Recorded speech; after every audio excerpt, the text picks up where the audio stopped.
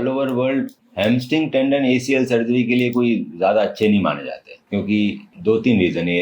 Hamstring या 2 पतले पतले निकलते हैं, तो पतले होते हैं इसीलिए उसको कई बार 4 बार फोल्ड करा देता है। इतने फोल्ड करने के बाद भी नॉर्मल लोगों में 7 से 8 का डायमीटर सदा मिलते हैं, और फीमेल्स में हो तो 6 का डायमीटर ही मिलता है। आप अगर एनाटॉमी देखोगे तो एसीएल का काम है इस हड्डी को आगे जाने से रोकना, हैमस्ट्रिंग का काम है इसको आगे जाने से रोकना। सो एसीएल और हैमस्ट्रिंग एक जैसा काम करते हैं हमारी नी के अंदर, क्वाड्रिसेप्स अपोजिट काम करते हैं। सो अगर मैं आइडियल सिचुएशन की बात करूं तो सर्जरी के बाद मैंने एसीएल नया बना दिया, सो मुझे नी के मैकेनिक्स ऐसे चाहिए कि नी आगे नहीं जाए, आगे जाएगी बार बार तो मेरा सर्जरी फेल होने के चांस है ना। सो आई वांट के जो मेरी मसल्स है जो इस नी को आगे ले जाती है वो वीक हो इनिशियल डेज में। बात जो सारी स्ट्रॉन्ग थी भाई, इनिशियल डेज में ये मसल वीक हो, और जो हैमस्ट्रिंग है वो स्ट्रॉन्ग रहे। जितनी ज्यादा स्ट्रॉन्ग हैमस्ट्रिंग रहेगी उतना ज्यादा मेरा सर्जरी का रिजल्ट सक्सेसफुल हो जाएगा, कि हैमस्ट्रिंग मेरे एसीएल को बचाती है। एसीएल नया बन गया, वो कच्चा है, हैमस्ट्रिंग निकल गई, बेचारा नहीं आगे आगे भागा जा रहा है क्वाड्रिसेप एक्टिविटी से। सो हमारे बायोलॉजी भी फेवर करती है क्वाड्रिसेप्स को। दूसरा, अगर मैं क्वाड्रिसेप्स का टेंडन देखूं,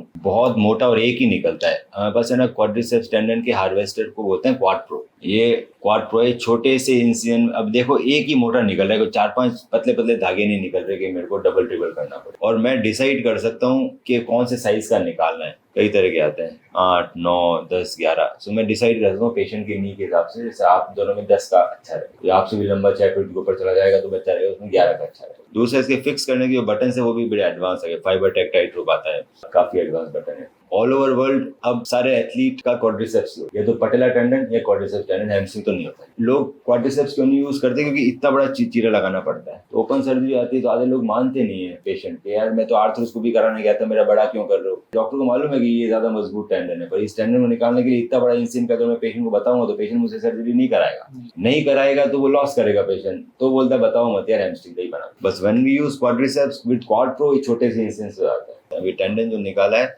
आपने देखा होगा, क्वाड्रिसेप्स का पूरा लॉस नहीं हो रहा है, बीच में से स्लिप निकाली, बाकी टाँके मार दिए, और ये ज्यादा मजबूत निकलता है एक सिंगली। अब ये चीजें जो मैं बोल रहा हूँ ये सच है झूठ है, ये कैसे मालूम पड़ता है? ये मालूम पड़ता है भाई स्टडीज से। सो ऑल ओवर वर्ल्ड की स्टडीज देखें, सो ये 17-18 ये अलग अलग डॉक्टर्स ने स्टडीज कर रखी है। सो बेनिफिट ऑफ, अगर हैमस्ट्रिंग, ऑटोग्राफ्ट और क्वाड्रिसेप्स की बेनिफिट की बात करूं, सो एक्टिविटी फास्टर हम अचीव कर सकते हैं क्वाड्रिसेप्स से, lower likelihood of revision surgeries. Revision surgery वाकई में लोअर है। हैमस्ट्रिंग टेंडन और क्वाड्रिसेप टेंडन कंपेयर करा जाए तो फेलियर की चांसेस डेफिनेटली ज्यादा है, ये everywhere in the world prove हो चुका है। और पटेला से भी मच मोर स्ट्रॉन्गर है, तो पटेला टेंडन से भी ज्यादा स्ट्रॉन्ग है क्वाड्रिसेप्स। हैमस्ट्रिंग से तो बहुत ज्यादा स्ट्रॉन्ग है। ये इससे करेंगे तो रिवीजन रेट लो है, मतलब वापस रीटियर के चांसेस सिग्निफिकेंटली लेस, ये लंबा नहीं हो सकता। पटेला टेंडन यूज करते हैं तो एक तो ओपन सर्जरी आती है, और दूसरा एंटीरियर नी पेन रहता है जो रनिंग वनिंग में दिक्कत है। तो आइडियली सबसे अच्छा ग्राफ्ट यही है। बस ये बाकी लोग इसलिए यूज नहीं करते क्योंकि इसके फिक्सेशन के डिवाइस थोड़े एक्सपेंसिव है, तो हर डॉक्टर की प्रैक्टिस अलग होती है, कोई किसी रेंज में प्राइस में करता है, कोई किसी में करता है। दूसरा, इसमें बहुत सारे लोगों को क्वाड प्रो नहीं है तो उनको निकालने में दिक्कत। अब जो बटन ऊपर लगाना था वो बटन ऊपर लगा दिया, बस इसमें हमने बटन की क्वालिटी बदल दी है, फाइबर टेक बटन। नीचे इस गए, नीचे ही बटन। जैसे ही मैंने नीचे बटन लगाया तो 2-3 चीजों का फायदा मिल गया। पहला फायदा मुझे ये मिला कि जो इतना बड़ा छेद हो रहा था इसका वो छोटा सा रह गया, फ्लिप कटर यूज हो गया। तो फ्लिप कटर जाता है तो मुझे दर्द नहीं होता, जब दर्द नहीं होगा तो मैं कंफर्टेबल रहूंगा सर। दूसरा, बटन लगाने से बैंडिंग पहले दिन से आई, तो जहाँ यहाँ बैंडिंग 1.5 महीने में धीरे धीरे क्या थी, यहाँ पहले दिन से बैंडिंग आई, बटन तो पीछे नहीं जाता। सो जैसे ही मैंने एक बटन, एक स्क्रू की जगह 2 बटन लगा लिए, मेरी बैंडिंग पहले आ गई, मेरी बोन कम कटी फ्लिप कटर से, और मुझे पेन नहीं।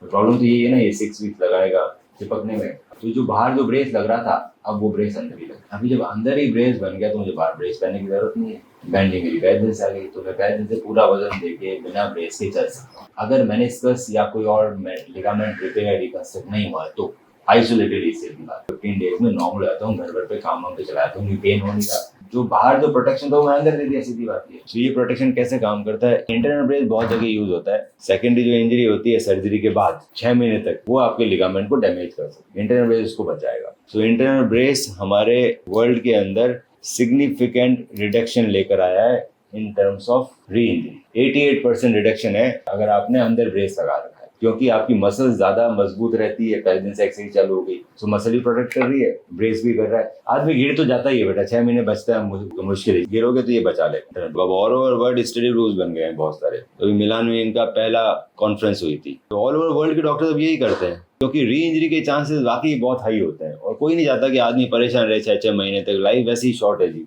आपको साल भर बाद गेम में उतारूं तो आप सर्जरी ना कराओ, तो why want to wait for such a long then when everywhere in the world ये सब लोग आईबी कर रहे हैं, अब पूरी दुनिया आईबी कर रही है भाई। वही अब इंडिया में चीजें आने में बहुत टाइम लगता है, जो हमसे सीनियर्स हैं वो सीखना चाहते नहीं, क्या करें उसका। टीचर है, अभी मुझे कोई नई चीज सिखाओगे, हो सकता है मेरा एपिटाइट खत्म हो चुका है, अभी इतने साल हो गए प्रैक्टिस को, चल रहा है काम, मैं वापस ना स्टूडेंट बन जाऊंगा। कुछ लोग सीख लेते हैं, तो मेरे से जो जूनियर्स हैं वो सब ये कर रहे हैं, मेरे से जो सीनियर हैं वो कुछ कर रहे हैं, कुछ नहीं कर रहे। स्टेप 1, आप अपनी एमआरआई रिपोर्ट मुझे व्हाट्सएप करें। स्टेप 2, मैं आपकी एमआरआई रिपोर्ट को डिटेल में स्टडी करके बताऊंगा कि क्या हम आपको बिना सर्जरी के ठीक कर सकते हैं या फिर हमें सर्जरी करने की ज़रूरत है, एसीएल इंटरनल ब्रेस सर्जरी, और आपके नी में एसीएल के अलावा और क्या क्या समस्याएं हैं और उसे हम कैसे ठीक कर सकते हैं। स्टेप 3, जब आप मुझसे मिलने आएंगे तो मैं आपके नी का डिटेल्ड फिजिकल एग्जामिनेशन करूंगा, आपकी फिल्म्स को डिटेल में देखा जाएगा और उसको देखते हुए आपसे ट्रीटमेंट ऑप्शंस डिस्कस किए जाएंगे। आपके जितने भी सवाल हैं उन सभी का मैं जवाब दूंगा।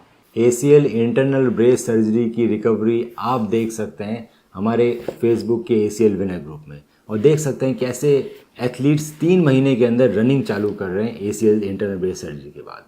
आज ही अपनी एमआरआई रिपोर्ट हमें व्हाट्सएप करें।